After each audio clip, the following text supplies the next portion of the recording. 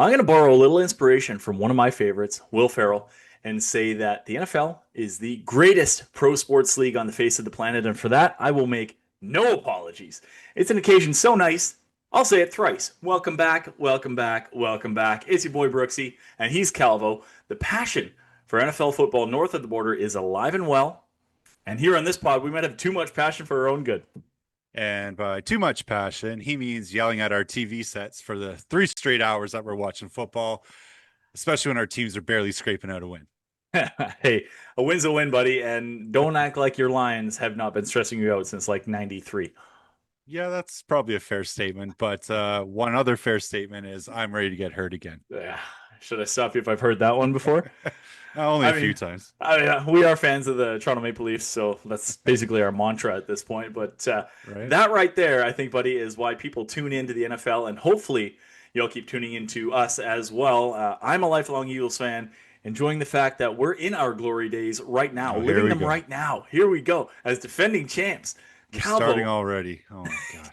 Calvo, unfortunately, is a lifelong Lions fan, and as you can imagine, perpetually salty about the lifelong misery they put him through. So, if you're new around here, first of all, welcome to the chaos. This is the podcast where Calvo and I break down the NFL week by week, who's hot, who's not, and who's given us the absolute nastiest plays of the week.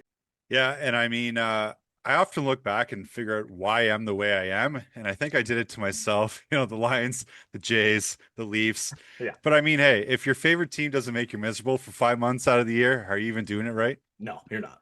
No. So yeah, if you've been listening since season one, first of all, thank you. Second of all, welcome back. And anybody that's tuned in for the first time, welcome. If you're unfamiliar, we do not claim to be professional analysts at all. No. We are just two guys having a good time talking about a sport that we absolutely love. We try and bring you the perspective of what a fan would be, right? Think about sitting on your couch with your buddies, you're screaming at the TV, you're debating who's better than who, even if it may not be completely accurate. You just got to get those jabs in there. You have to. But one thing's for sure, we'll always tell it like it is. We don't hold back, and we appreciate the same for anybody that's listening in on this. If we suck, tell us. If you love it, please let us know. We want as much engagement from you as we possibly can. And we've been wrong before. No, well, you've been wrong before. Well, you want to keep receipts, Bradley? Oh, great. Should we tell them how you thought the Bengals were good last year? Or that you don't know a rant from a not so humble brag? Okay, half of the Bengals were good last year. Unfortunately, the defense had to take the field sometimes. And honestly, you'd have a hard time just sticking to humble brags too, buddy, if your team did what my Eagles did. But you keep on keeping receipts, my guy. Well, speaking of missing half a defense, I think that's the reason why we didn't get to see who was going to go the ship between our two teams last year. Well, injuries are a shitty thing. But sure, we'll keep those receipts. But that's what makes it fun, though, right? We swing, we miss a lot, probably like 98.2% of the time.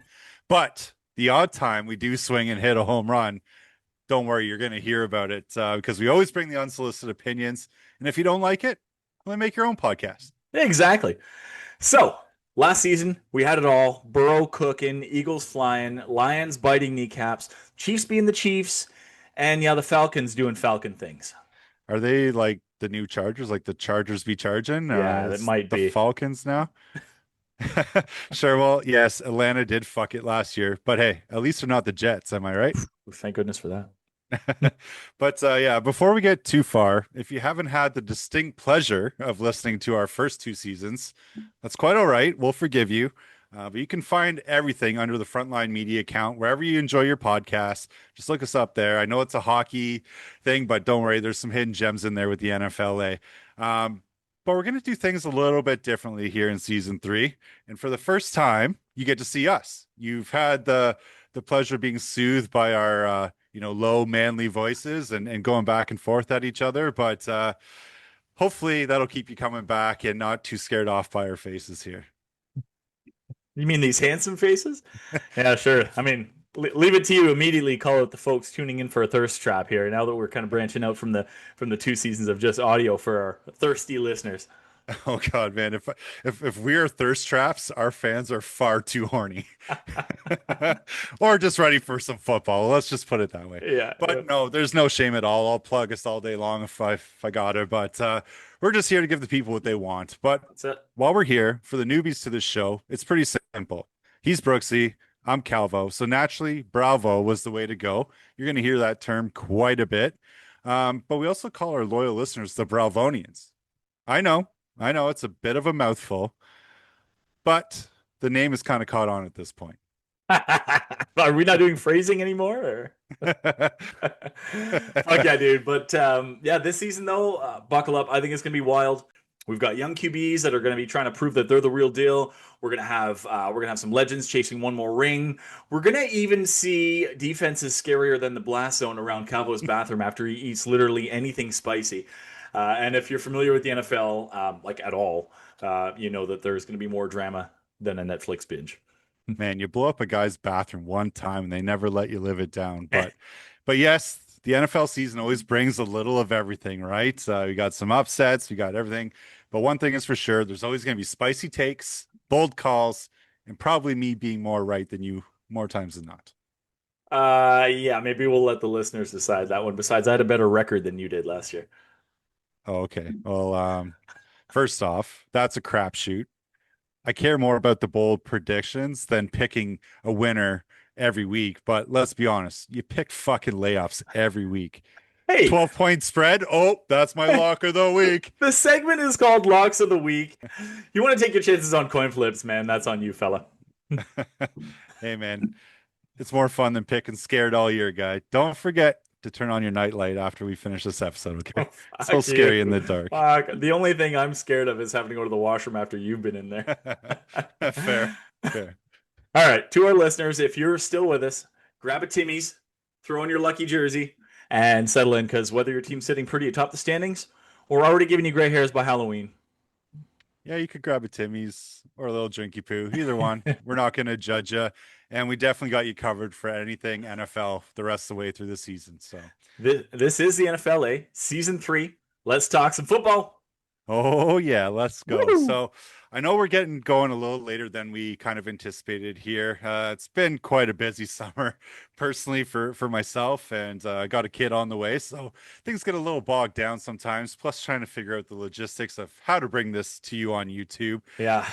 But just to give you an idea, we've made it all the way past the draft. Training camps and preseason have now come and gone.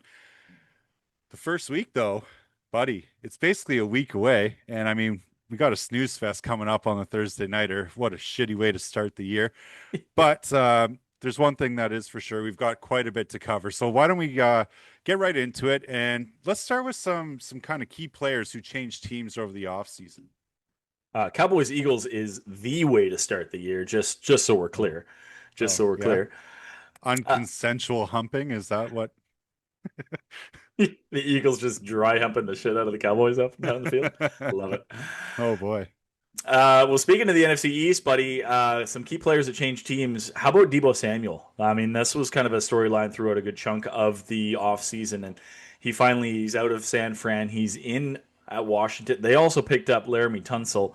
Man, like this team got a lot better, and it scares me as a fan of a team in the NFC East.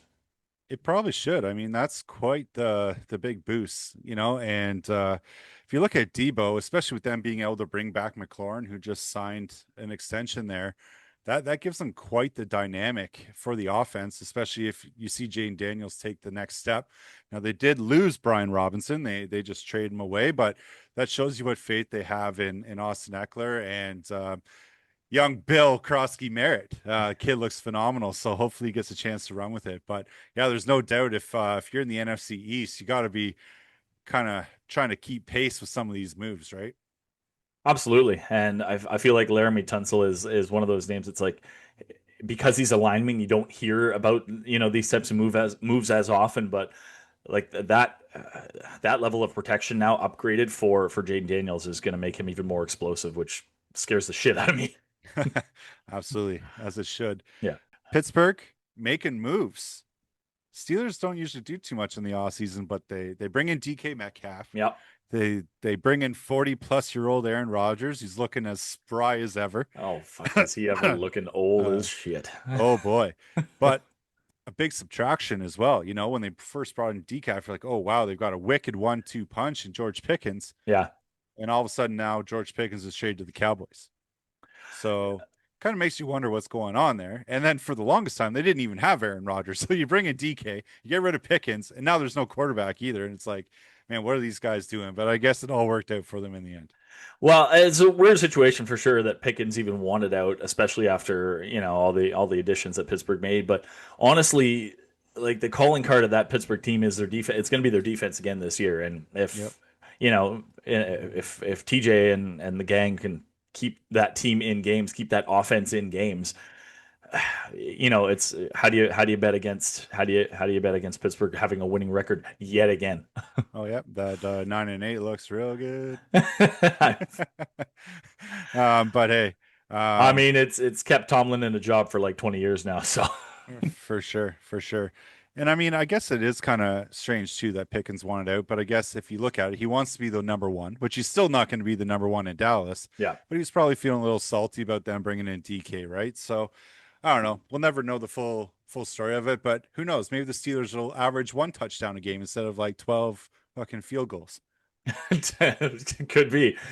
But speaking of teams that do have a good 1-2 punch at wide receiver, the LA Ooh. Rams, dude, Devontae Adams goes to the Rams to join Stafford and Puka.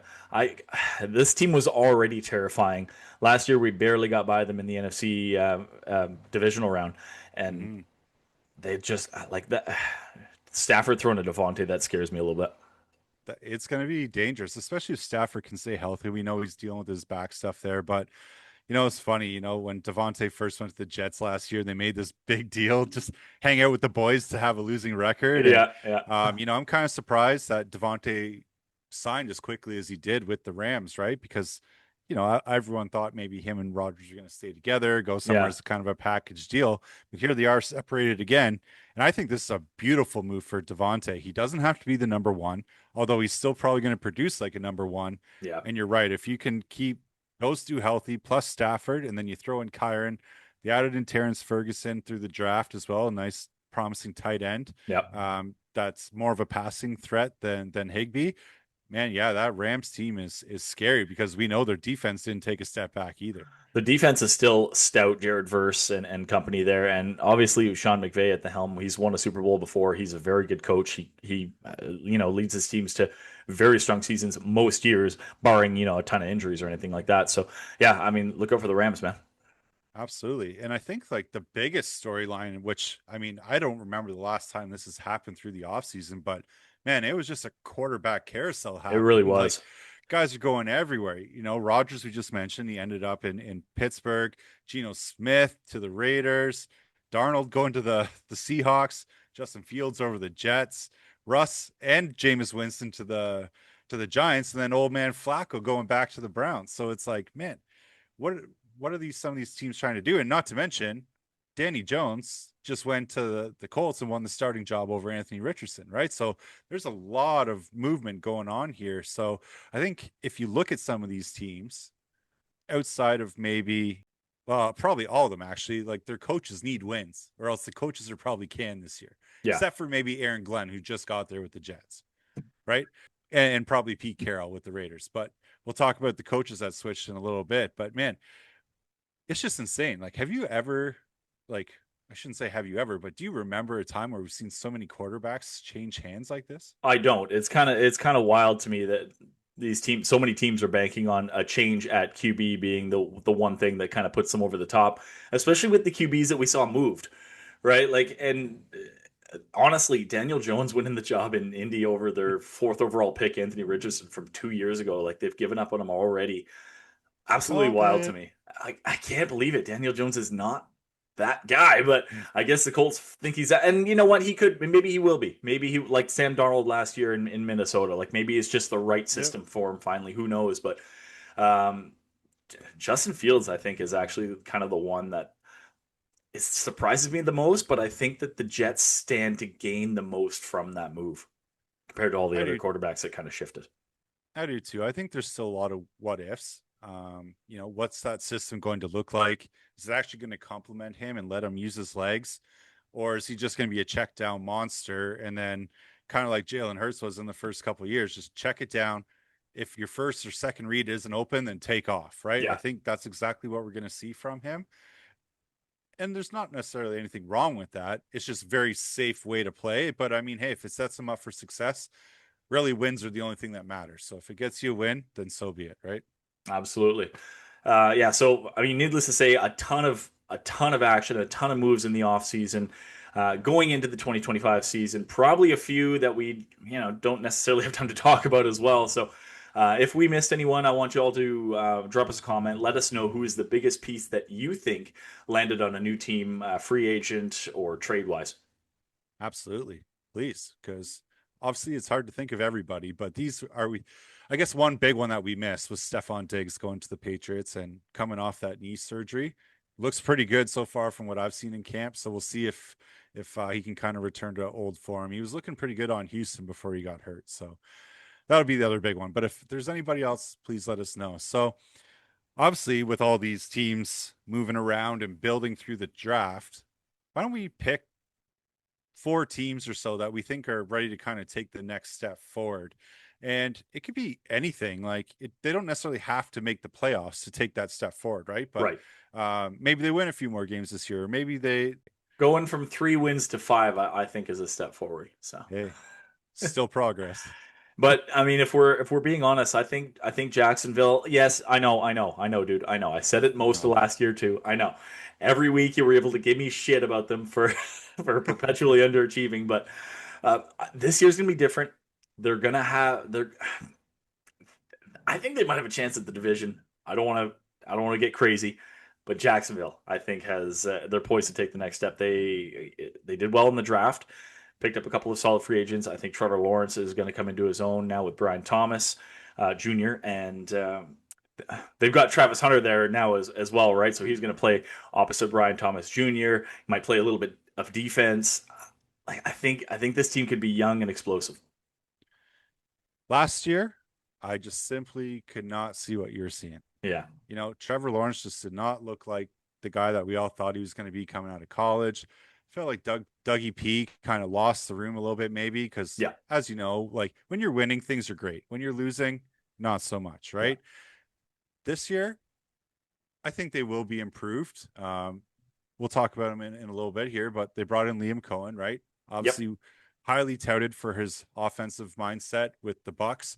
And what a crazy story that we touched on at the last end of last year to get him even into this head coaching role for the Jaguars. But yeah, I think you might be right. I think they've got some weapons. I think if they stay healthy, then they could contend for that division for sure. It's not the most strong division in football, but I they think could be Liam right there. Cohen's got a decent offensive mind, so he might be able to unlock Trevor Lawrence finally. Right. Yeah, and maybe actually use the weapons he has appropriately, right? Yeah, exactly.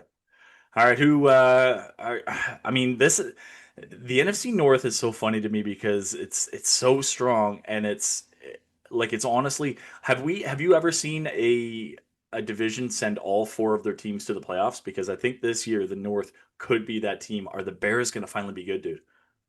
Well, I really hope you're wrong because then that means I'm in for an extremely stressful year because the Lions already have a really hard schedule based on how they finished last year and the teams Yeah, that they're going to be playing. But I feel like this is kind of a weird transition year for the Bears. I don't know if they're going to be quite there yet, but I think we're really going to see some flashes from them. Of course, they've got new head coach and Ben Johnson, which was the Lions' old offensive coordinator, and obviously again really highly sought after. He was probably the number one coaching hire for a lot of teams in the offseason, and he chose the Bears, which really pissed me off because obviously he's staying in the division. There's no doubt how good the defense is for the Bears, but I still think there's going to be some growing pains on offense for them because Caleb's got to learn a whole new system. The weapons still got to kind of gel together, but there's no doubt they've got some good pieces in place. But I said it last year when the Bears started off pretty hot, but I think this is honestly going to be the hardest division of football for the next few years. it will be for sure. It's pretty crazy. Yeah, and you're right with the new coach and the new system being implemented in Chicago, they might not be good yet. I know there is a lot of hype around this team right now, a ton of hype around Caleb Williams. We said it all last year. We didn't see it, and we were kind of right. Um, but I mean, it's a new year, and it's his second year in the league, so maybe he's learning some things now. Like I said, it's a new system, so it might be a bit of a growing pain season for them. But I mean, this is going to be the toughest division in football, like you said, for a while.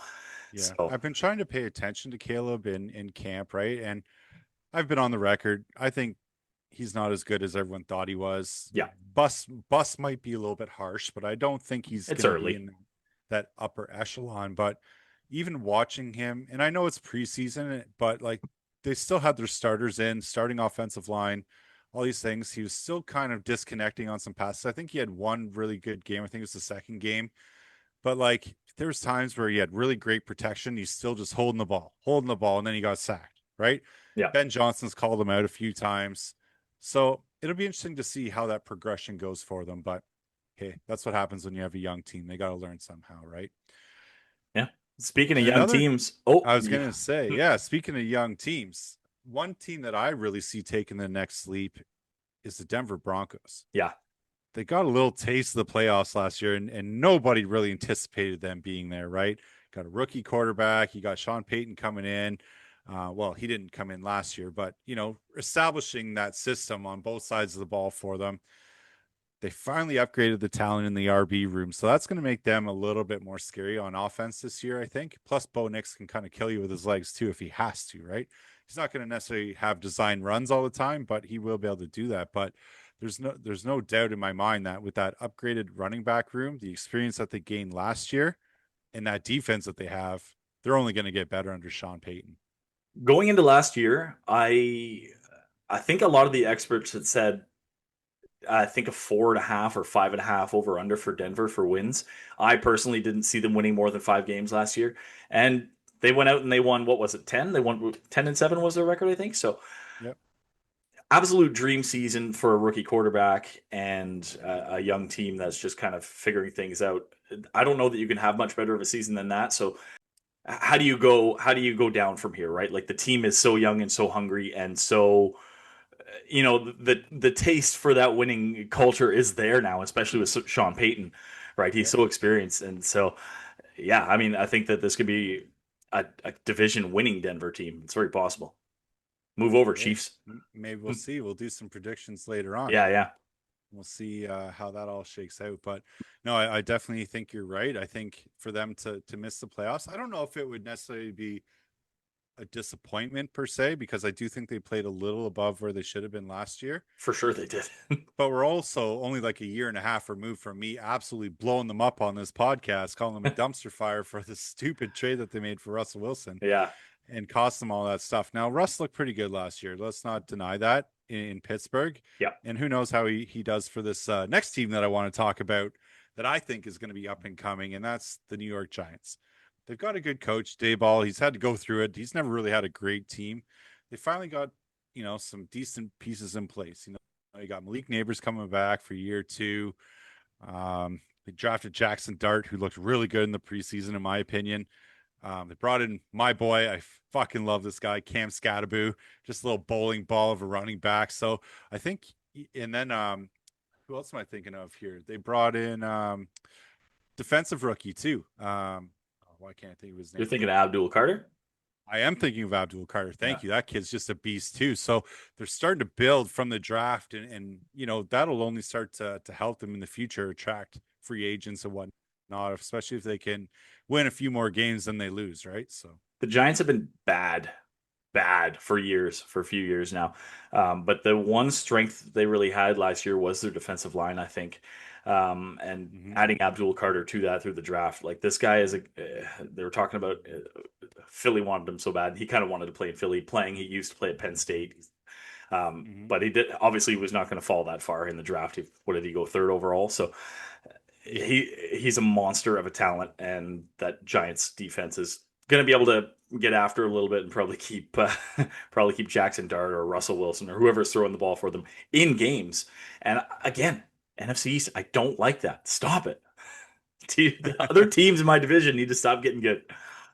Hey man, football's carousel, right? Every Yeah. year it's different. So just like players change teams, coaches change teams too. And the biggest thing that's hard to do, and again, we're not analysts by any means, but we pay attention enough to say, okay, well, what does this mean for these teams, right? And we just talked about Ben Johnson coming to Chicago.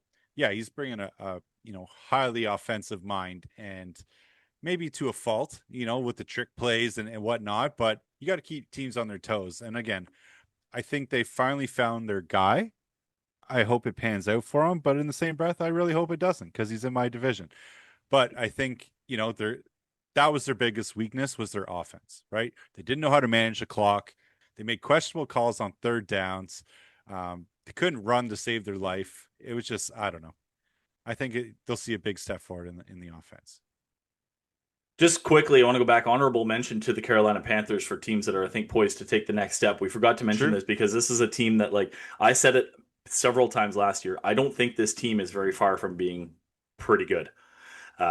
I think Bryce Young, once he came back last year and regained control of that offense after he got his job back, and they kind of went on a run towards the end of the year. They were really good, and I can't see them not being able to build off that going into this year, especially in kind of a weaker division. They can beat up on the Saints a little bit. Maybe the Yeah. Falcons. The Falcons are notorious for losing games that they should win. So Yeah. yeah, Yeah. I but like the Panthers. yeah, Hopefully Bryce does, show some semblance of what he did in those last 5, 6 games of the year. So for sure. So yeah, seven coaches, seven new head coaches. Obviously, a plethora of other hires as well for offensive coordinator, defense coordinator, special teams, whatever. mhm. But seven new head coaches, and yeah, and like you said, Ben Johnson in Chicago, that has to sting a little bit, but he's staying in the division, and he's going to be facing you guys twice a year as your former offensive coordinator. He's now the head coach in Chicago. That's how does that Lucky one feel? us. We're gonna fuck him up, is what's gonna happen. It was actually kind of funny because Kay Adams was at the Lions training camp and she was interviewing Jameer Gibbs and Amon Ross St. Brown. She asked them about, what's it been like watching the Bears in the preseason, and they just kind of laughed. It was so funny to see them running the same plays we were running last year, and blah blah blah. And Yeah, so I think the Lions are going to be well prepared for those games, to they be should be able honest. to pump him this year, but yeah. Yeah. Okay, and Mike McCarthy, we got to talk about this. Finally out as the coach of the Dallas Cowboys. They're going with Brian Schottenheimer as the new HC there in Dallas. What are your thoughts on that? I find it very perplexing. One, Yeah, you don't even try and go and get one of the big coaching hires, right? Billy Belichick was available, among the others on this list as well. all Jerry But Jones like, does is perplexing things, though. Honestly, right? But the thing that I think is baffling the most to me is how do you not get another job? you know, right? More than anything, because I don't think he was the issue in Dallas. As No, we know, King Jerry is. But I think, truthfully, I think he's just a placeholder and a scapegoat for this year because they're going to be terrible. And why not just bring in some guy that you're not going to have any expectations of? yeah. Truthfully, I'm kind of hoping it's a bad year for Dallas, just based on the fact that they have a new coach, new system now to kind of get everyone used to it. And Dak has to learn something, and we all know what Dak does in the playoffs anyway when he gets there. So hopefully they don't even get there, but if they do, he's going to blow it. So um, Liam Cohen, we talked about him, Jacksonville Jaguars. This is actually huge for him. Like I love Dougie Peterson. Obviously, he was a coach in Philly when we got our first Super Bowl, but he might not have been the right fit there. I think Liam Cohen is going to bring some sneaky good energy to this Jacksonville team. Duval. Duval Just County. hopefully he just doesn't have to talk to the media too often. But Mm, no, you're right. He's great offensive mind, like we already taled about, and I think he's really going to unlock some of these pieces. It'd be interesting to see the rebound of ETN potentially, right? Bigsby's on the up and coming, and then they yeah. got Bashal Tutin as well through the draft, who a lot of people really like as well, and thought that he might push for at least one of the top two spots, right? So it'll be interesting to see. He's definitely got a plethora of weapons. Yeah. I'd like to see them use Travis Hunter a little bit more on the offensive side of the ball. I think he's going to be far better or far more useful for them, I should say, on that side of the ball to have a weapon alongside Brian Thomas. So that'll unlock both of them, right? Yeah. And maybe one of them doesn't have those extravagant numbers like we saw last year. Maybe they got a little bit more even split. But I think long term, that's way better for that Jaguars offense. Absolutely. And teams that I think going to the playoffs this year, I'm going to go ahead and say this right now. The Las Vegas Raiders, buddy, I'm calling it. The Raiders are a playoff team this year. They've made some solid additions to this team. Free Hmm. agents, trades, they drafted well. Hmm. Pete Carroll in as the head coach, a winning coach. You know, he's pretty successful in Seattle for a long time. So Pete Carroll in as the Las Vegas Raiders coach, buddy. Raiders are I going to be good. honestly, I love it. I Yeah. do. I mean, I'm glad Carroll got another chance. It wasn't mutual when he got let go by the Seahawks. You could tell that really stung him a little Yeah. bit. But when you think of the Raiders, right, and not the recent Raiders that are super pushover team, whatever, their defense has been not too bad the last couple of years. Their offense is the one that's been letting them down a lot, right? Yeah. But when you think of those old Raiders teams, what are they built on? Running the football and punching you in the mouth. And that's exactly what Pete Carroll likes to do. So I love the hire for them. I think they're going to get back to running the shit out of the football. That's why they went and drafted Ashton Genty, right? They brought in Raheem Mostert to come in behind him. Not that that really moves the needle with Mostert, but then, yeah, you look at their offensive weapons. They just brought back in Amari Cooper. Then, they're saying Jacoby Myers wants out now, which is perplexing. You finally get a good team and you want to leave. I don't get it.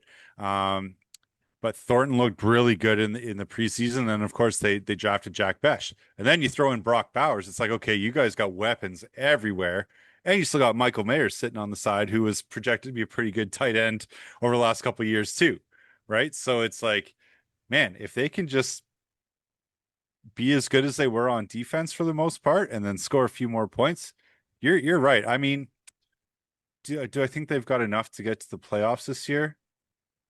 I don't think so, but maybe they're like the Denver Broncos were last year, right? Yeah. And so they might surprise us. But yeah, I love that hire. But probably, unless you've got anything else to say about the Well, I was just Raiders, gonna say, I mean, you could even plunk Pete Carroll in at running back, slap some pads on the guy. Like the guy's in better shape than half the players on his team. So, I don't know, man. The plunk- guy's still got a cannon. He was a quarterback. That's where he belongs. yeah, seriously, I mean, plunk him in there. But yeah, speaking of former players, I think Yeah, you were gonna talk about this guy next, Mike Vrabel. He's in as the head coach of the New England Patriots.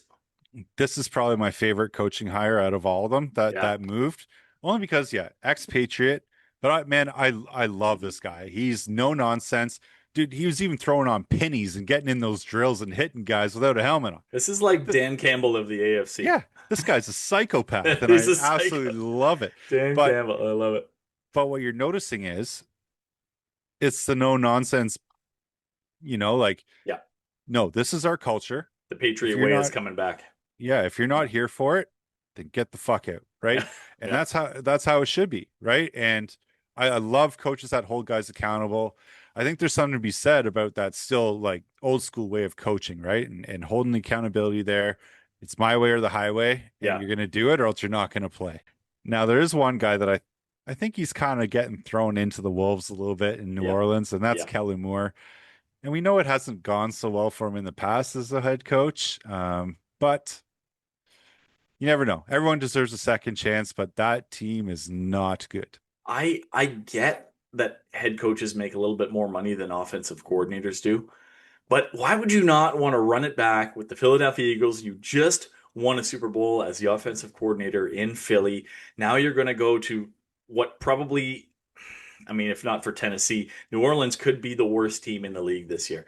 And that's just an absolute dumpster fire. But I guess, he just wants to rebuild a team in his image and, give him a couple years maybe. But that was a bit of a head scratcher. It sucks when you have one of the better teams in the league and you know it very well now. Your coaches and your coordinators always get poached after the season.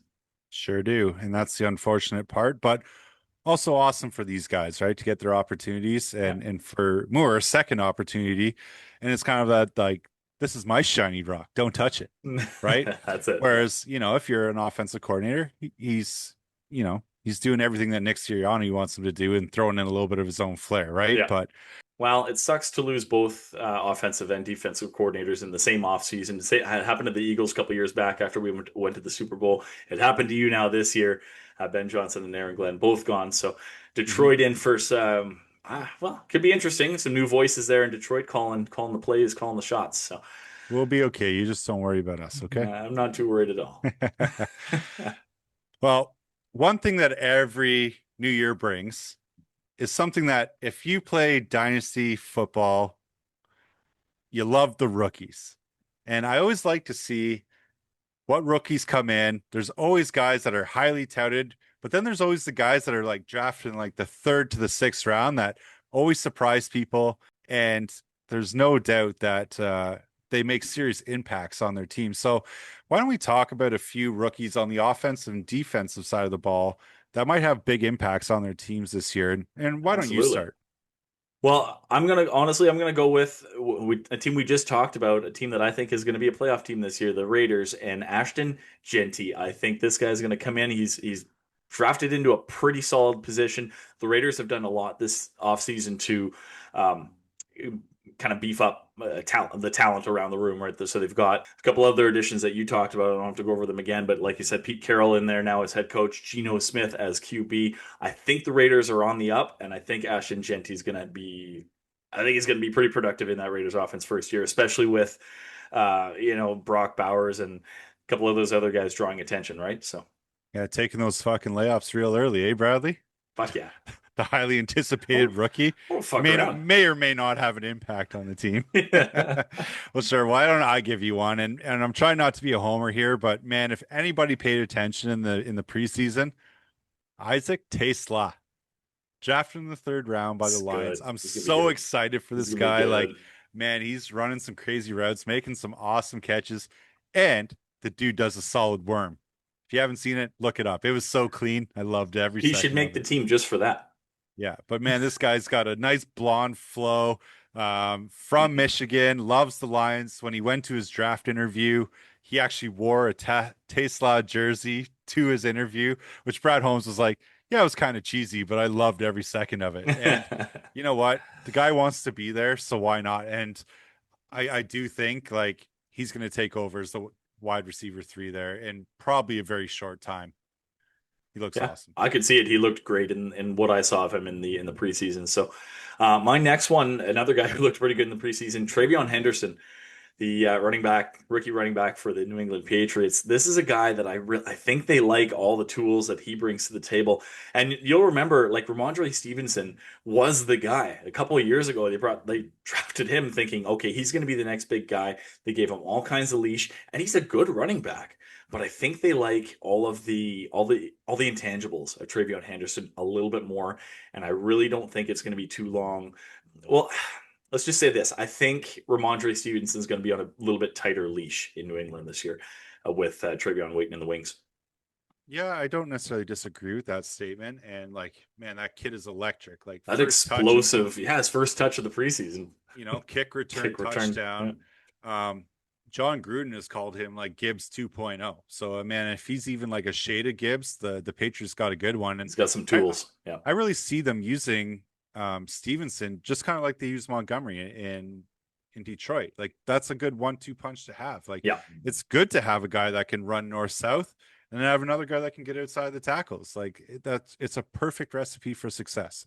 And I think it's very important to not necessarily have a three down back all the time. Right. Like those guys are great to have, don't get me wrong, but it's a real special talent to have. But if you think of the course over, 17 games that they play, Yeah. plus playoffs if you make it there, like If you that's can a lot have a of toll on the ball. tandem, you're going to save so many miles on your Yeah. running back's Yeah. knees. Yeah. Not everybody's a Derrick Henry, right? So Exactly. Yeah. yeah. So no, great pick. I do like Henderson. Truthfully, I think I kind of like him a little bit more than I like Genty, but that's just me. Yeah. We'll see. Um, Yeah.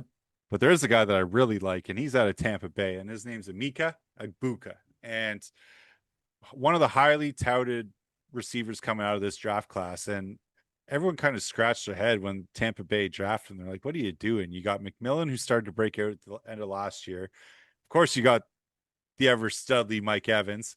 And then you got Chris Godwin, though, if he can ever stay on the field, he's mint as well. Yeah. So that's four decent receivers. And most times you can only really play two or three of them, right? Right. But here we are. We're at the end of the preseason. Godwin's activated off the PUP, but still not anywhere close to returning.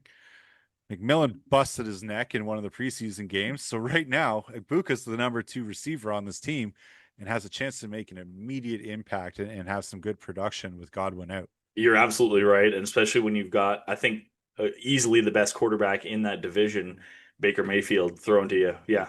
He's going to be a difference maker right away. Absolutely. And maybe I'll jump into my next one because, man, I just mentioned him. I absolutely love this guy, and it's Cam Scatterbo. Great Like, name. great name. And like I said, he is just a human bowling ball. Like, and not only in the run game, but like his receiving skills might be some of the most elite in the whole RB class of the NFL. Like Which is he weird is, to think of for a bruiser that like that, right? So, yeah, and a white guy at that. and a white Uh, guy, yeah. but man, like if you look at last year, he was probably the most highly productive running back in this whole class. Like he had over 2,000 all-purpose yards. Let's not even get into the game he had against Texas in the Peach Bowl. Like he was the MVP on a losing team for that game. Yeah, it's Like wild. man, like just insane. Over 200 purpose yards, a couple touchdowns. Like he single-handedly destroyed Texas, but unfortunately lost in like I think it was like double overtime. But Yeah. man, this guy just gets me so excited. And like I mentioned dynasty football, and in my one draft, like he was like the one guy. I was like, I don't care who else to get in this whole entire draft. He's the one guy I cannot leave without in this draft. And it comes down to opportunity, right? Like they've got Devin Singletary, Yep. meh. They got Tyrone Tracy, Ron who Tracy is he the showed incumbent, but he showed flashes yeah, last year and like had a pretty productive year, but he also fumbles the ball quite a bit, yeah. and his receiving skills aren't anywhere close to what Scadaboo's are. So unfortunately, hamstring injury in the preseason kind of hampered Scadaboo a little bit. He didn't get to play all that much, but I don't think it's going to be long. Like if it's like week 5 and he's not starting, I would be very surprised and something wrong has happened. Well, I could actually even see them going the route of like Detroit or like we talked about with these teams that go with a couple of backs and just work them in tandem because Tyrone Tracy's good, but he's not. I don't think he's that explosive where Right. he can carry a team as a three down back. But if you get him there and sprinkle in a lot of Scatabo and Singletary the odd time too, some short yardage situations like that's. I mean, you get a defense tired and you throw three running backs, two for sure, but three running backs like that at you, and you're gonna you're gonna give up some yards. So yeah. Yeah. Bravonians, do yourself a favor and just go look up some Cam Scatterbo highlights and just giggle at every time he just trucks somebody. It's awesome. Okay, well, should we go into while our listeners are looking that stuff up? Should we go into my last pick for offensive rookie that I think is Sure, gonna? man. All right, I'm gonna go with Matthew Golden. Good pick. Honestly, the Green Bay Packers have been fighting it. They can't draft. They haven't been able to draft a wide receiver properly in years. No, hold They've on. been, It's not that they haven't been able to draft. They don't want to draft a receiver in the first round. yeah, that too. So they finally did, and I think this guy's gonna be. I think this guy's gonna be golden for them. I'll go and say it. Oh wow. Good for you. No, Fucking loser, I know. No, he's gonna be awesome. I think he's definitely going to be the number one there. And I really like Jaden Reed, and Dobbs came on at the end of the year as Love's like kind of favorite target, but this guy is Christian like a Watson's still there too. Like they have a bunch yeah, of but guys that are like he's basically wide dead. receiver 2/3 on the Yeah. team. They don't have a clear cut one. They haven't in a couple years. Matthew Golden could come in and be that clear cut one. Oh yeah, I agree. Like you watch him run routes, make contested catches. Yeah, He's a good one, and I'm kind of pissed that he's on the Packers. So yeah, yeah. yeah. So maybe you agree with us, maybe you don't. But why don't you drop a comment and let us know who you think some of these top rookies are going to be for this year? I know we missed a couple, but I do think that yeah, this running back class for the rookies is insane this year. So I think we're going to be in for some good treats. But It's gonna you be fun. know, I know offense gets a lot of love, but you know what? There's also some stud rookies coming in on defense that I think that we'd be remiss not to talk about. And maybe I'll start. And again, I'm trying not to be a homer, but Tyleek Williams for Detroit, defensive tackle. He was our first round pick this year. This kid is 6'3", 334 pounds, and they're placing him right in the center of the defense. And again, we're talking about rookies that are going to make immediate impacts on their teams this year, right? A lot Yep. of rookies need some time to grow, but this one kind of filled a need for us because we lost to Lee McNeil basically in the last week of the season last year to a knee injury.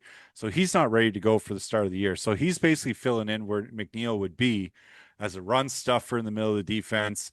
That's basically what he was known for in college, is just being this wall in the center of the defense. So, you put him in the middle, you got DJ Reader there, and then you got Hutch on the outside. Like that defensive line starting to look pretty scary, especially once the Lee McNeil comes back. No, you're absolutely right, and it's tough not to be a homer, but I'm also going to be a homer here because my first pick, I'm going to go with Jihad Campbell.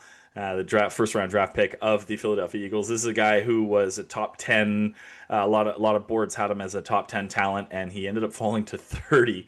31, I guess. Eagles snapped him up. I like, this is a guy who's going to come in. I really think that the linebacker position for the Eagles has not been a strength for a long time until this past year with Nakobe Dean stepping up and Zach Bond being arguably the best defensive player in the league last year. So Mhm. Nakobe Dean still, I think he's going to start the year on the pup list. So Jihad Campbell's going to get some reps early and often. I really think that this guy he's scary. He's got some talent. He's going to hurt some running backs, some receivers. Absolutely. Absolutely. Well, I think another guy that might hurt some running backs and receivers is linebacker and edge for the Atlanta Falcons, and that's Jalon Walker. Yeah, And what's kind of unique about him is that he can play two positions, so that gives you a little more chance to make an immediate impact on your team. And he let's is be like a honest, Micah like Parsons type, eh? right? Yeah, Yeah. and we were both kind of excited for the Falcons last year. Like, let's be real about it. We thought they were going to take the next step to Yep. Kirk Cousins, right? Obviously, that didn't really pan out the way we thought it would be, but they made some sneaky good additions to the defense that also just didn't really pan out too. So, when you think of a team, they talk about playing complementary football, and right. Yeah. And I don't feel like the Falcons really ever did that until maybe closer to the middle two-thirds of the year. And then they kind of tailed off. They're pushing at the end, right? But then just didn't have enough to get it. But Yeah.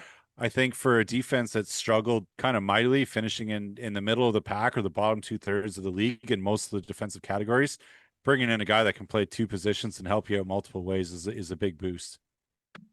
Yeah, absolutely. And I'm going to go with another lineman as well. We're loving on the lineman here so far in the defensive picks. We were doing it last year too. Jared Verse, big fans of him. And who Oh was the yeah. other guy in the Rams that you were liking there? So Oh, yeah, well, I can't think of his name right yeah, now, it's but fine.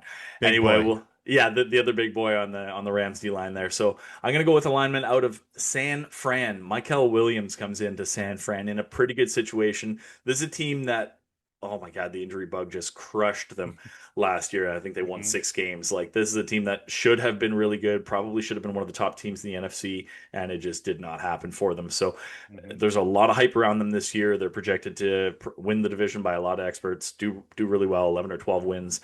And I think Michael Williams on the D line is coming into a pretty good situation where they lost Dre Greenlaw, they lost Hafanga, they lost some pieces. So he's going to come in, he's going to get some playing time, right? They're going to have to they've given a lot of money to Brock Purdy and to some offensive players, so they're going to have to come together on defense with these rookies and with these guys on prove it contracts. And I think Michael Williams could have a pretty good year there.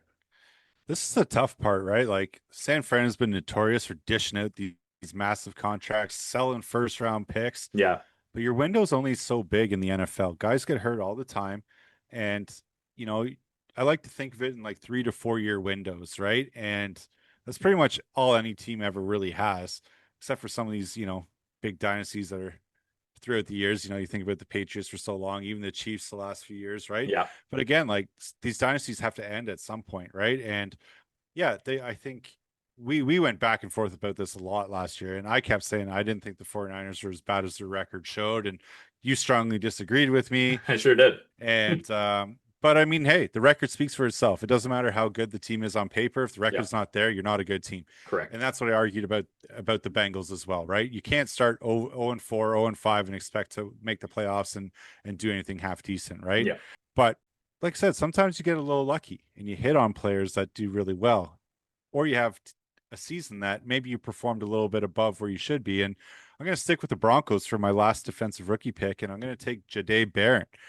And he's a cornerback, but what's going to make him extremely effective this year, or he's going to get super picked on, one or the other, is he's playing opposite of reigning defensive player of the year, who, by the way, your boy Calvo predicted that last year, and Pat Yeah, Surtain. yeah. All right. You got one thing right. Hey, all I need is one. Keeps me coming back, just like golf, buddy. That's it. Yeah. Um, but I think Barron's going to get plenty of opportunity to earn his reps in a stout Denver defense, and maybe take a little bit of pressure off a rookie learning the one of the hardest positions on the field. At that level, with having such good weapons around him. Well, that's just it. Like you can come in as a rookie corner on a really bad defense and get lit the hell up. Oh yeah. But I think if you come in, like, yeah, you've got a lot to learn, but if you come into a defense that's already one of the league's best, Mhm. you're obviously learning from a pretty smart coach and some pretty smart players. So yeah, yeah, he could come in and make a difference. And I think I also went corner for my last pick, defensive pick. I worry he's not going to see a ton of time on defense. He's probably going to play more offense, like you had said. But Travis Hunter at corner for Jacksonville, I really think that they've got a young defense, not a great defense, a young defense that could be pretty good in a in a couple of years. And I think if you have any sort of injury trouble back there, if you can get Travis Hunter in there to get some reps and learn the game at NFL speed and at an NFL level, on the Mhm. defensive side. I think like this is obviously an unreal talent. We saw what he did in college. He can Mhm. play both sides of the ball very effectively. So and Yeah, look out for Travis Hunter. I think that's the like biggest question mark is like, okay, he didn't play against all the best talents in college, right? Playing Maybe for not, but Colorado. But I don't think that necessarily is the be all end all. But I do think like it comes down to what do you do better? you still got to go out and And dominate, right? And when he I did. think of when I think about what he did last year on the offensive side of the ball without basically even practicing on that side of the ball, Yeah, it's like, oh, okay, like this guy is insanely good. And it's yeah, kind of funny because Trevor Lawrence is like, hey man, do you want to catch touchdowns or do you maybe want to deflect one pass a game? Like, right. think about what you want to do here, right? And I think he provides more value on the offensive side of the ball, but hey, if he can be a game breaker and use that athleticism on the defense, then yeah, you got a pretty secret, not so secret weapon, I should say, to plug in there and hopefully steal you a game or two, right? Yeah, I mean, you just have to wonder how game flow goes for him, right? Because if the offense is on the field for 60, 70 plays a game, you're probably going to just rest him on the defensive side of that game. But if the defense Yeah. is on the field constantly for a game and the Jags just can't keep the offense on the field, you know how Trevor Lawrence has those games. Hmm. I mean, you got to rotate through the guys you have available to you, and it's hard to see Travis Hunter not getting some reps at corner, maybe trying to lock down a team's second or third best receiver here and there, right? So, and he's Absolutely. obviously got the talent. I think that he can probably do that. So, For sure. Well, again, if you think of some other defensive rookies that you think can make an immediate impact, please just drop a comment down there so we can discuss it. hell yeah. Maybe bring it up on another podcast, right? But this is probably arguably one of our favorite segments to do, and it's just way too early predictions. And as we mentioned, our nickname for us is kind of the Bralvo, right? So we have what we call the Bralvo Awards, if you're unfamiliar, and we do them at the start of the year.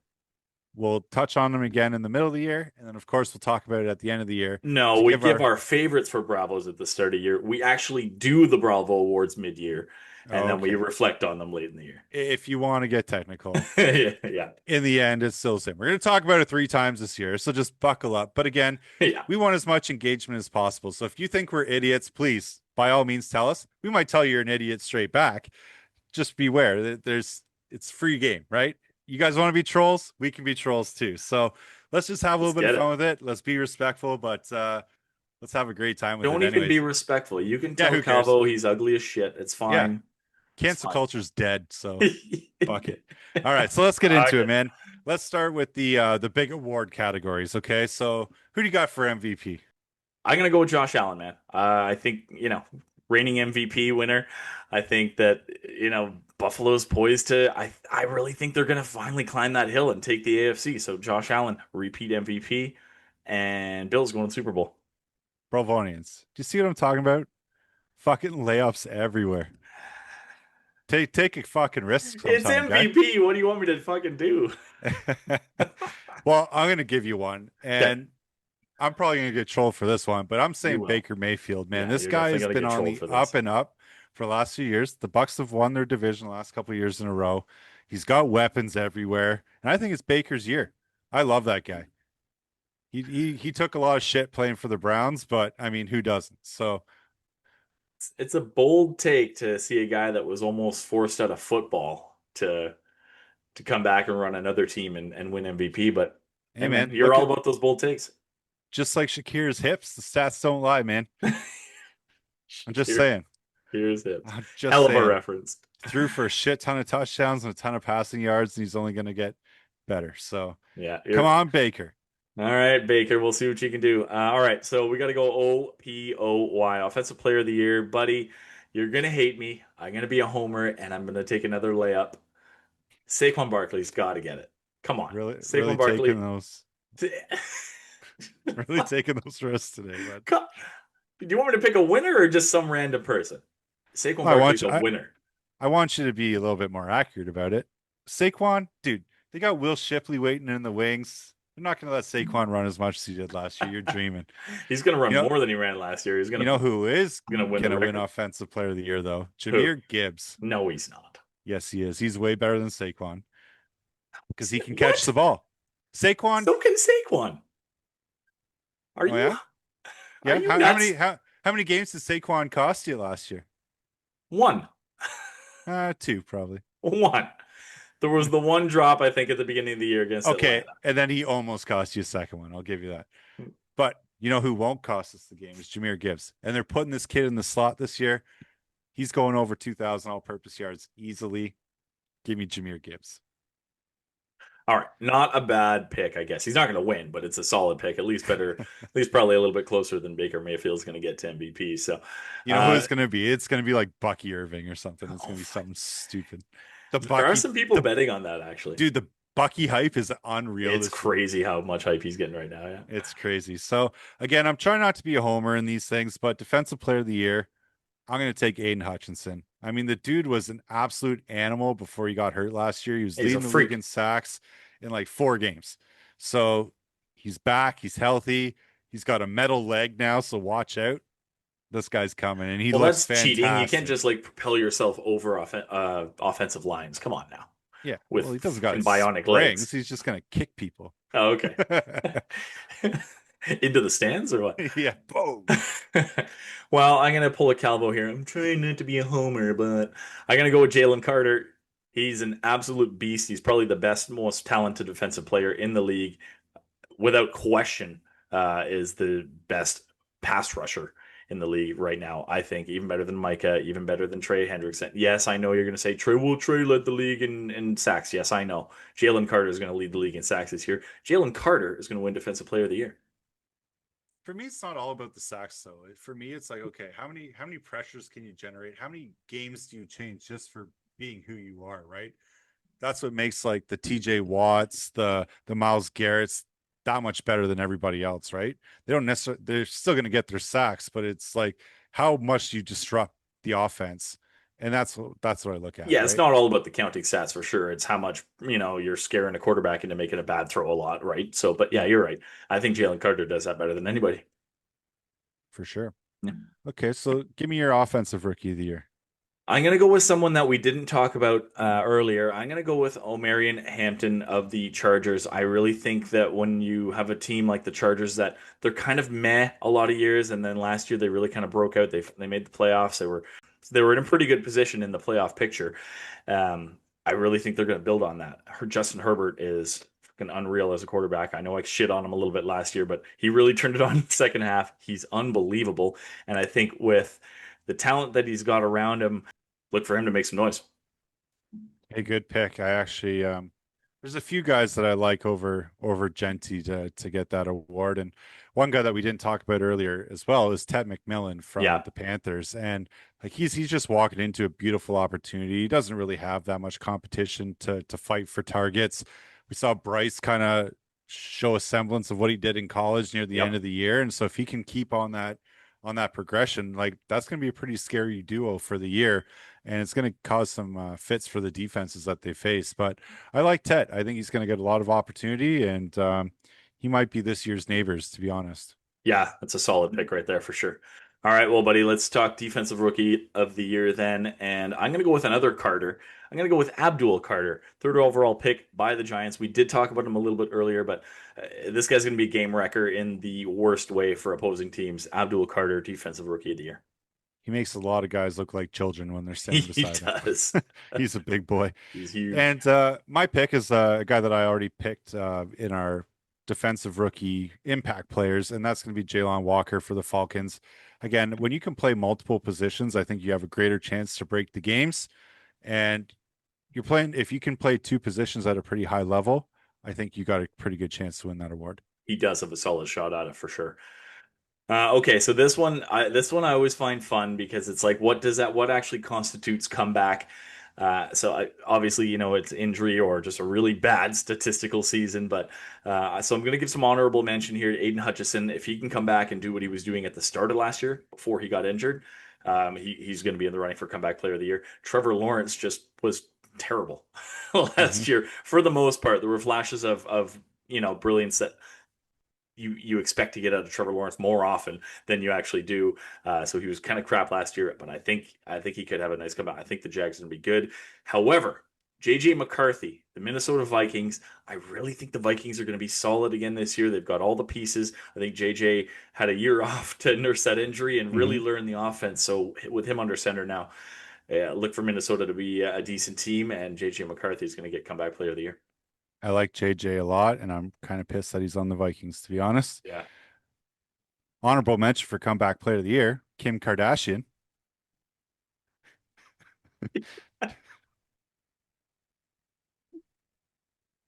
Yeah, the video. I think she got coming back. I think. Does that count?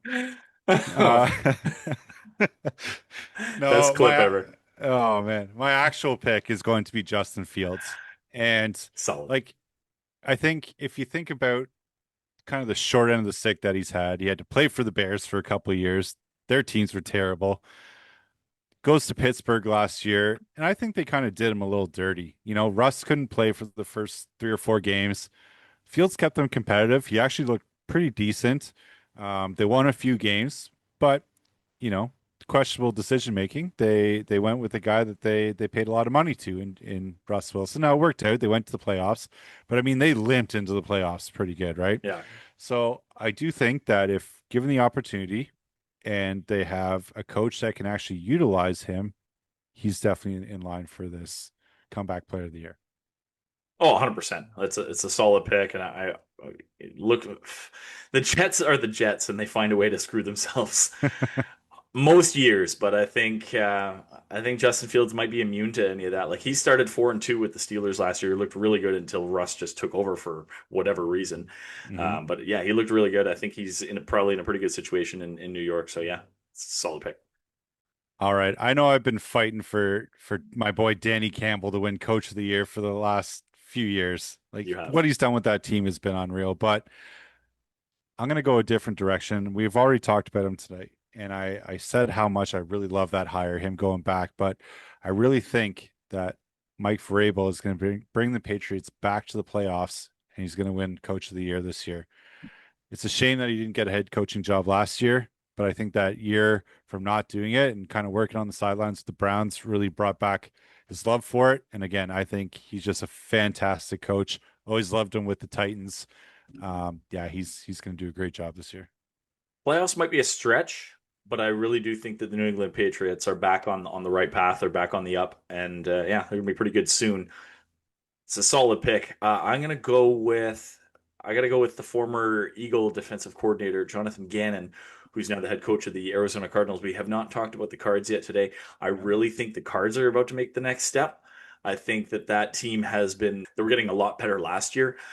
Just kind of stuck in a tough division, tough situation. They didn't start the year very well. Jonathan Gannon and these Cards, I think there's a pretty clear path for Arizona to win 10 or 11 games this year, honestly. So Jonathan Gannon, I think if he gets the Cards into the playoffs, he could. His name will definitely be in the conversation. I think he wins Hey man, that's you finally didn't take a layup. I'm it. proud of you. How about that? I'm proud of you. I All made right. Here's the big one everybody wants to know made though. one bold call finally. Who is your way too early prediction to win the Super Bowl? I mean, it's not really any doubt here, right? Obviously, the Oh Eagles are fuck, the here we Eagles are go. the Eagles are repeating. Let's be Oh my serious. God, man. Let's be honest with E ourselves. ELGLES. We can't spell, but we can fucking play football. And even that's questionable sometimes. Um, for me, obviously, I'd like to say the Lions, but maybe it works out in our favor that we're going to see a Lions Bills Super Bowl. I think this might be the year the Bills finally get it done.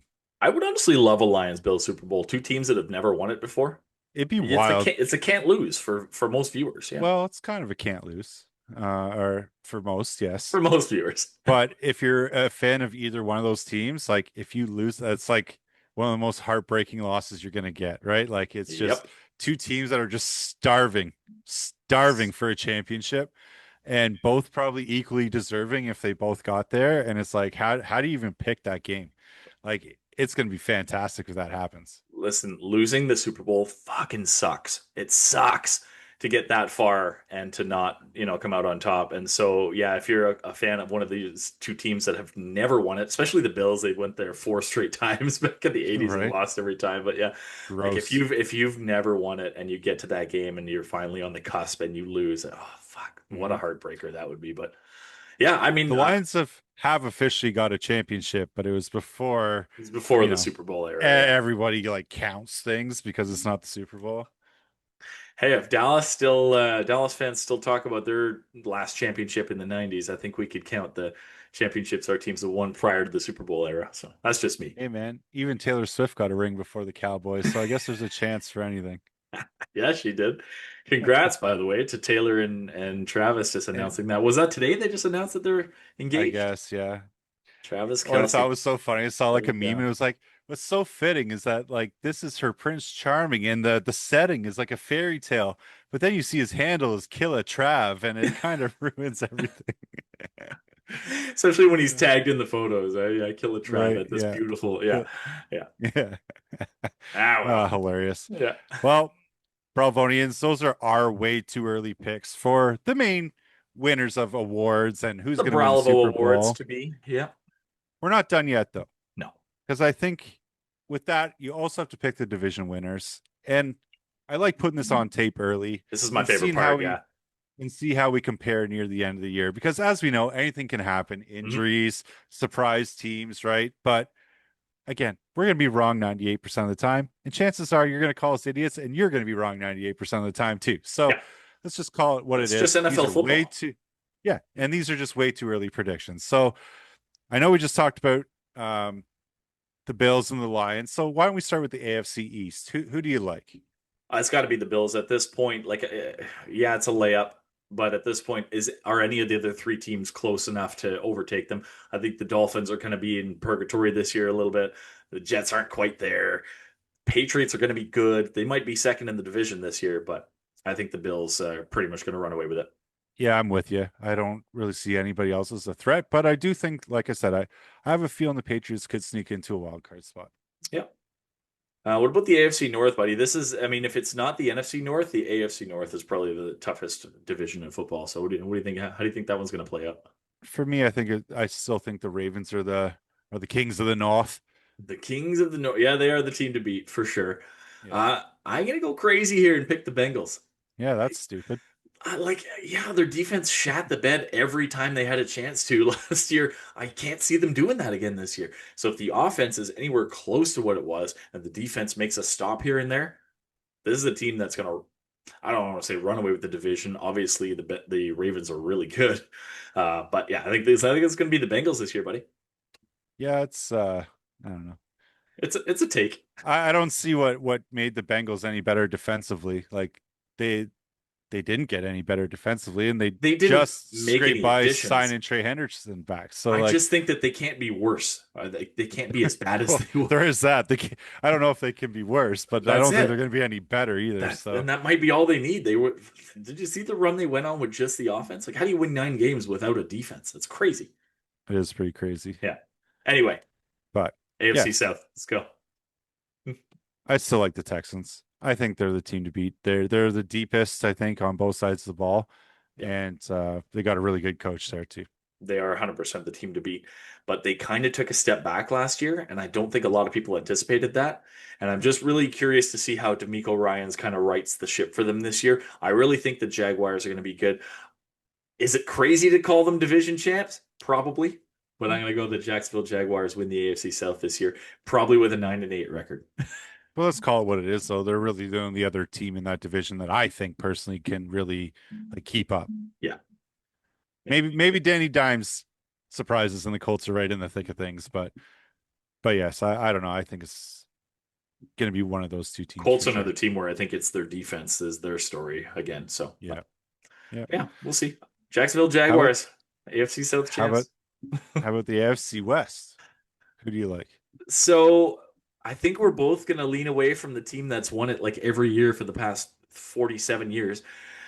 I think there's going to be a new AFC West winner. I'm going with the Chargers. I think they take the next step. I think we saw a lot of good from them last year, and I think they're just going to build off it. So Chargers winning the AFC West this year. What do you think? Well, I do think it's hard to go against a team that's done it at such a high level for so long, but at some point it has to stop, It right? has to. And the one absolutely insane stat about this division are the coaches. Every single one of these coaches have won a Super Bowl. It's crazy. Yeah. It's insane. And nothing beats good coaching. And for me, I think the Broncos are ready to take that step. And I think they're a little closer to winning the division than the Chargers are, but I think they're both going to be right in there. Man, it's going to be Harbaugh incredible. and Sean Payton. Yeah. Yeah, Two great coaches that, I mean, Andy Reid's probably the greatest of all time, but yeah, that division is not hurting for good coaches. absolutely. Yeah. Wait, did Jim Harbaugh win a Super Bowl? I don't think No, he he did made actually, it but to, he he did win lost to his brother. he Yeah. did lose to his brother. My Yeah. apologies, but he did win a championship with Michigan. So Right. they are pedigree winners here. So we'll just leave it at that. Mhm. Okay, well, that's the AFC, buddy. Let's talk NFC. Why don't we start in the East? What do you think is going to go down in the East? Are my Eagles going to buck the trend of the NFC East not having a repeat winner since 2004, or are we going to see we're going to see that trend continue? They are not going to buck the trend because one thing we know is history tends to repeat itself, especially in this division. And there's another team that's pretty young and up and coming The New that York played. Giants? Yes, absolutely. Put a bet down on that No one. one thinks the Giants are winning the division. No, I'm going to go with I almost said the Redskins but the Commanders. I think you're going to see a little bit of regression from them, but I do think the Eagles have played a lot of football over the last few years, They and have, yeah. I think again there's some changes that happened on the offensive side of the ball for the Eagles too. Um, but I do like Washington to kind of keep pace here, especially with McLaurin coming back with Debo. A little bit better offensive line. The defense is still pretty decent, and they've got good coaching in Dan Quinn too. So I could see it. I hate to admit it, but I could see it. The Eagles, as defending champs, have a absolute gauntlet of a schedule. It's a tough schedule for the Eagles this year, and you're right. They have played a lot of football, so maybe there's a little bit of regression there. But I can't at this point. I have to say I have to feel like my Eagles are the favorite to win the division again. Repeat division winners, so it's got to be the Eagles. how long has it been since the repeat division winner? 2004 was the last time we did it four times in a row from like '01 to '04, and then there hasn't been since. 21 years. Yeah. Well, let's see. Let's see. Well, let's go with the NFC North. I think this one's pretty well layup, I think, but you never know. I see this The, one I struggle with because like I said earlier, this is finally a division where I'm like, it's so good. It's gonna be such a tough division. You could theoretically see a path where all four teams make the playoffs, but I think the Lions are still the team to beat there. I think they're the deepest team. Yeah. Like I think Packers lost a little bit on defense. Minnesota, I think, is the next closest team to us, but again, it's all going to be contingent on how JJ performs at this level. Yeah. And then I think the Bears, meh, they're gonna win a few games, right? They might even steal a couple games in the division because that's just how things go. But I do think that's kind of the pecking order. So yeah, I Honolulu Blue, baby. I mean, as long as your defense stays healthy, your defense has to stay healthy because that's what undid you last year at the end of last Yeah. year. So, yeah, Honestly, man, though this like I'm not even trying to be a dink about it. Like this defense is pretty sick. Like it's gonna be good. Yeah, yeah. So all right. I won't humble brag about them too much. How that's all about right. how about the NFC South? Who do you like? So I'm gonna go off the board here. I'm gonna go with we talked about it a little bit earlier. We hinted at it. I think the Carolina Panthers are poised to take that step. I really think this is the year, and this is a division that's like it seems like a team that Panthers. finishes 9-8, wins it every year. So I think the Panthers could get to 9 wins, and I really think that they could win this division. I'm gonna go with Carolina. Wow, there's a bold take, Bradley. Yeah, I like the Bucks. you like the bold takes though. I do. I Yeah. love them. The Bucks are But not a bold take. they're not. But they've won the division the last couple of years. And Yeah, I mean, if I'm going to take Baker to win MVP, he's probably winning his division that's fair. and having the Bucks near the top of the conference too, Yeah, right? So I'm kind of surprised. You said the Panthers. I like it though. I do think they're up and coming, but they're close to being good, man. They're close to being at I least still don't relevant. know if they're better than I still don't know if they're better than the Falcons though. But Probably not. I mean, if we're talking about pure talent, like the Atlanta Falcons have the most pure talent in the division, if we're being honest at this point. Their defense is good. They've got so many weapons on offense. They don't have the best quarterback in the division, and they don't have the best coach in the division. So I think that that's right. definitely going to be what factors in, and the Bucks are definitely a front runner for sure. I think the Panthers Yep. could scare some people, but let's finish up in the NFC Cool. West, my dude. I think we kind of went unanimous here. I don't like, I shit on them all last year, the 49ers, and a lot of people have them bouncing back this year. I'm still not sold on them, and I really don't know that the Seahawks are going to be all that great. Arizona is poised to be good, and that they might even fight for a wild card spot, but I think it's the Rams this year. So let me get this straight. You take Jonathan Gannon as the coach of the year, and Yeah. you don't think they're going to win the division or make the playoffs. I think they could, but if I'm being honest, I think the Rams will win the division. I'm with you there. Yeah, I think they've kind of outpaced the 49ers. And I know the 49ers were hurt last year, but like if you just think of the talent that's on the Rams right now, it's disgusting. it is disgusting, and that was another thing. They have to stay healthy. Yeah. And I can just never count out my boy Matty Stafford. There is a world, though, buddy, where Jonathan Gannon wins Coach of the Year by taking the Cardinals to the playoffs, and the Rams still win that division. So, That's true. yeah. That's true. I'll give So, you that. so there's our division winners. Are way too early takes at every team that's going to win their division this coming season, buddy. Excellent. I can't wait. Excellent. Well, let's move on then. Yeah, Let's pick up the pace a little bit here. And this is yeah. one of our favorite segments that we do. So, again, if you're new here, you're probably going to hear this one a few times throughout the year. This We one's like my to favorite. strategically put it in throughout the year. And it's a little game that we like to call in or out. And the rules are simple. You don't have to get into these long explanations. It's a straight to the point. Here's the subject. Are you in or are you out? And if you want to expand a little bit, by all means, buddy, but probably not necessary. So, you kind of touched on it. You said maybe this division has 4 teams in the playoffs. So I will ask you, the NFC North will once again have 3 playoff teams. Well, three, I'm in on that 100%. Yeah. What do you think? I'm going to say I'm out. You're out. Okay. Yeah. Lions and Vikings? You think the Packers miss? I think there's only going to be one. You think the Vikings miss too? Yeah. Wow. Only because I think, again, you've got a rookie quarterback.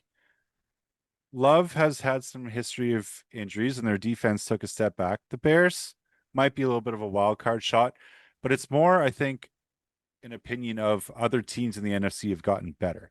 Yeah. So I think I'm out. Yeah. Like three of the four teams in the South have gotten better. Yeah, you got to figure. I mean, Eagles, Commanders, even Dallas is always has to be in the mix. So yeah, I mean, I could see that. Yeah, I could see that just the Lions or whoever the team that wins the North being the only playoff team from that division. So Yeah. All solid. right. What do you think about the Seattle Seahawks bouncing back this year to win 10 plus games? 10 plus games. Haven't fully looked at their schedule. Obviously, Sam Darnold won a shit ton of games with the Vikings last year. You know what? I'm going to say I'm in. I actually kind of like the Seahawks. I think they're sneaky. Okay, okay. I gotta say I'm out on that. I don't think Sam Darnold's the guy. I think he found a pretty good situation in Minnesota last year, but I'm not sold on him being the guy. So I'm out on that on Seattle. That's fair. Well, we just kind of talked about it, and I think everybody knows I'm in on this, but the Bills will win the AFC and make it to the Super Bowl. I'm in on that too. It's their time. Like They're Ace finally Ventura gonna conquer said, the Patrick Mahomes beast, the KC demon, and get yeah, there. it's time to exercise the demons. Demons. And I think you're going to push back on this one, but there will be a new NFC East champion. Yeah, I'm out on that. You know I'm out on that. I'm definitely in. The Defending Super Bowl Falcons. champs have to win the division again. Come on now. The Falcons. We've shit on them a little bit today, maybe unjustifiably because they haven't even played a regular season game yet. The Falcons are the NFC South team to beat. Like I said, I think the Falcons are clearly the most talented team in the division. I was so high on the Falcons last year. I think I'm going to keep shitting on them this year until they prove me wrong. Like until they can show me that they can put that together with that talent and the coaching. So I will say yes, I'm in on that. They are the South's team to beat, but I think there are a couple teams in the South that could very easily beat them. Yeah, I'm out. It's definitely the Bucks. Let's go Baker. Let's go Baker. Gonna ride the Baker train this year. I know you are. Well, dude, are you in or out? Do you think there's going to be a major coaching change mid-season? Past few years, we haven't really seen too many shakeups mid-season with the coaches, right? They kind of just stick it out for the year and then do their hirings and firings at the end. But I'm gonna say I'm in on that. I think there's probably I don't even know who yet. I think there's maybe some teams with some higher expectations than maybe they should have. And I think they maybe have some injuries or they crash and burn a little bit and they get off to like a 1-7 start. I think I'm in on that. I think we'll probably see a head coaching shakeup. Hmm. I think What do you I'm in think? on that too, Yeah. especially when the Eagles go 3-6. By my Nick Sirianni.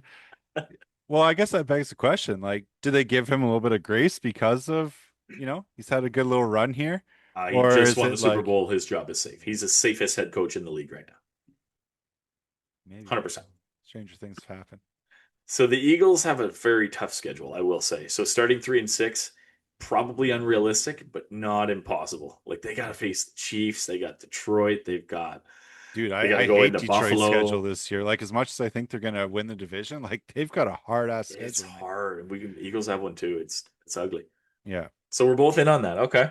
Major Yeah. coaching shakeup mid-season. Yeah. Now, I think we've been a little bit spoiled over the last few years, right? Like we've had some big name quarterbacks getting drafted and pretty high up in the draft, right? Obviously, this year, number one pick of the draft is Cam Ward. Every other quarterback kind of fell down a little bit. Are we going to see a non QB win Offensive Rookie of the Year this year? I think I'm out on that. I think it's like the rookie version of MVP. And I think, yeah, you're right. Like it does go to a QB a lot. So I think Mm. I'm out on that. Just based on like a lot of the talent at QB that we saw get drafted this year.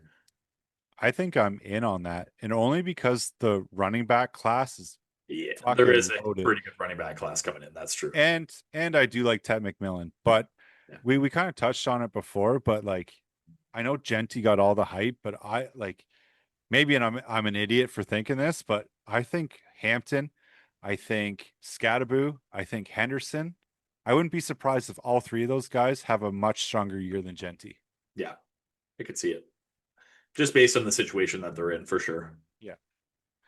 Well, bud, some good stuff out there today. We've got our way That too was early fun. predictions out We're of the back way. at it, dude. Next week we'll get back into the nitty gritty. And again, for people that aren't here too often, or maybe you're just tuning into us for the first time, this is a lot of what you're going to get. Like, yes, there's a lot of predictions going on in this one, but as we go week to week, you know, like I said, we're not analysts to a certain extent, but we do like to analyze the things that happen week to week, go over the biggest storylines, come up with our own unsolicited opinions that For we don't sure. really care if you like or not. But I think that's what makes this podcast fun, right? And Well, we like to make these bold takes sometimes, and we like we said, we promise we're wrong like 90% of the time. So we're going to count on you guys as our listeners to keep the receipts. Come at us and tell Calvo, tell us how often we're wrong. We can't wait to hear it. right. And I can't wait to see Brad's face when you tell him he's wrong often. Oh man, Because dude, I this try and tell him, he just doesn't listen to me. why would I ever listen to you? Yeah. Never given Well, me any that's good your advice first there. mistake. Yeah, I guess, yeah. Dude, I'm fucking psyched. The NFL season, we're there. Like it's like a week away. Oh my God, I'm so excited. So, well, that's all we got for you guys this week on the NFLA. We will be back next week, as we will every week with a fresh episode after every week of games. And honestly, it's probably more than we should be trusted with, dude. Yeah, I'm honestly still shocked that we're allowed to talk into microphones without adult supervision, to be honest. Without adult supervision, Yeah. right? Yeah. I am definitely not one of those. Exactly. I mean, look, folks, we don't have the best takes, honestly, but we do have takes There's that. and a concerning amount of free time.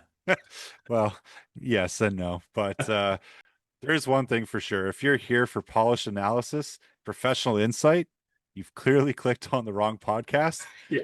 But if you're here to laugh and see two idiots arguing about football, well, welcome home. And Welcome home. you know what? I'd like to open it up too. And if we have consistent people that are commenting and actually show some like knowledgeable sides of the game and not just trolling, maybe we'll bring some guests on the podcast and some Bralvonians and get their aspects of what's going on in the scape of the NFL. We've had guests on in our first 2 seasons, so I'd love to get some on this year while we're on YouTube. That'd be great. Absolutely. Yeah. So this is the NFLA. Prepare to see a lot more of us proudly lowering expectations since day one. Yeah. And if you're still watching to this point, thank you so much. We love doing this and we hope that you've enjoyed it too. So please smash that like button, hit subscribe, and please, please, please just drop comments and let us know your way too early Super Bowl picks and who you like for the divisions, the awards. We love to hear it. Yeah, let's see who's got guts out there. So, and honestly, sound off if you're in or out on the anything that we covered. You could sound off on the in or out section that we did. You can sound off on any of those picks. Trolls are welcome. Bandwagoners, not so much, unless you're jumping on our bandwagon. Mhm. And like we said, from now until after the Super Bowl, you're going to get a new episode every week. You're going to see all the wild takes, the real talk, and maybe, just maybe, a Lions Super Bowl win. Ooh, maybe they did not do that for you last year. They did not. But that is the beauty of sports. This is a new year. A new year begins now. So this, like I said, this is the NFLA. I'm Brooksee. And I'm Calvo. And to all the Bravonians out there, stay loud, stay loyal, and And we'll remember see you to next time. and remember to tune in every week to your favorite American football loving Canadians. See you next week. Peace.